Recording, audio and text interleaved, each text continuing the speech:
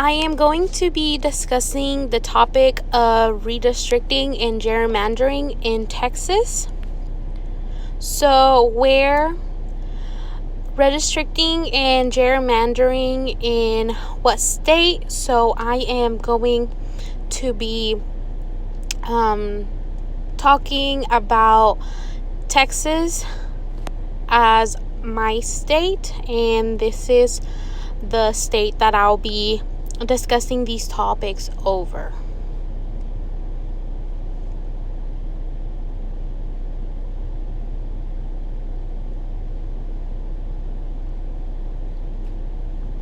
So let's talk about some basic definitions. So what is redistricting? Redistricting is existing districts going under revision or replacement based on census results, having a result of new district geographic boundaries.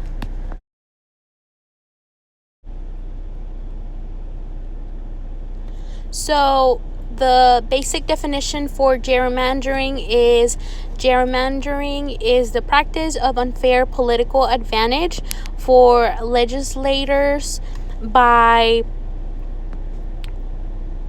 manipulating districts' boundaries.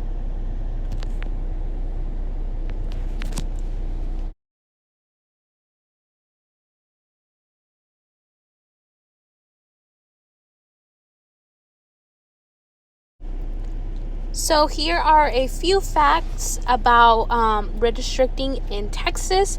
So Texas redistricts due to change in population, of course. So every so often, a lot of people move. So every time people move, not every time people move to Texas, but every good amount of time that there is change in population, there should be redistricting, because the districts need to be placed based on the population number. And redistricting is also used to define political and economic regions, such as state university regents and school board members.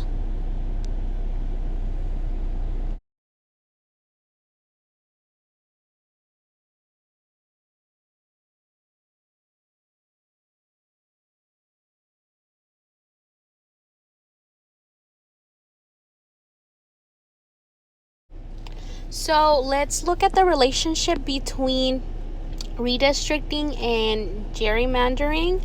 So when redistricting takes place, there is probably a possibility of gerrymandering that will also take place during the redistricting.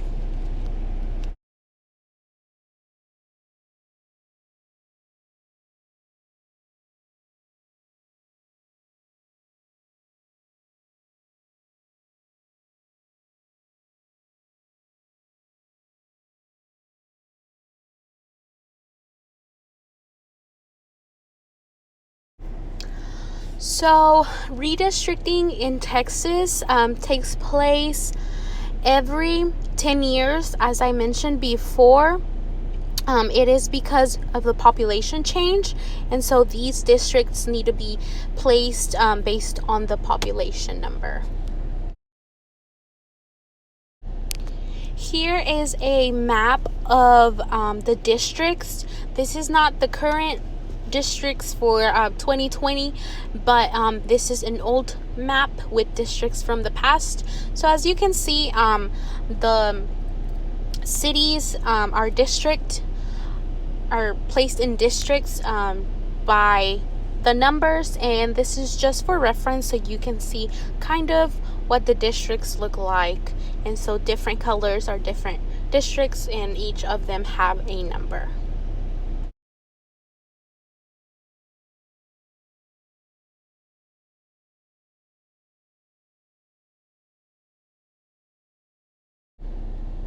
So, when does gerrymandering take place? So, as I mentioned before, every time there is redistriction, there is a probability of gerrymandering that will take place. So, if the redistricting takes place every 10 years, gerrymandering will also take place every 10 years. So, like I said, every time it occurs, there is a possibility of gerrymandering.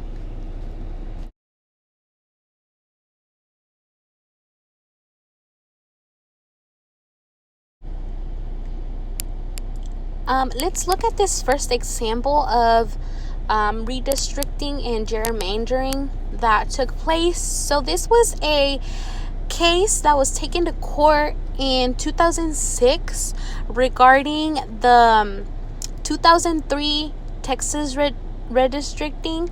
And so basically, the District 23 of Texas had violated the Voting Rights Act to protect a Hispanic representative.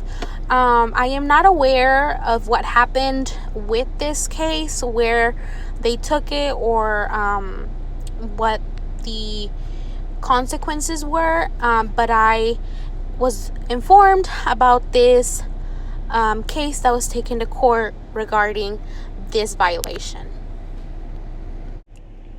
So this is example number 2 of redistricting and gerrymandering in Texas. So in 2013, there was a case taken to court about enacting of districts. So basically, a district switched around and changed the city map to have the census changed due to the size of the city.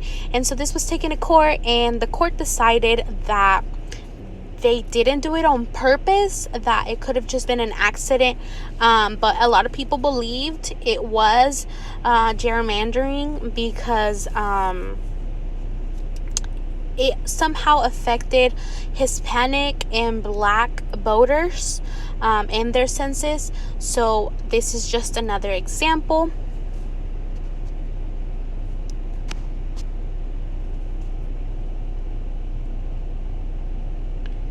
And here is my works cited just for reference.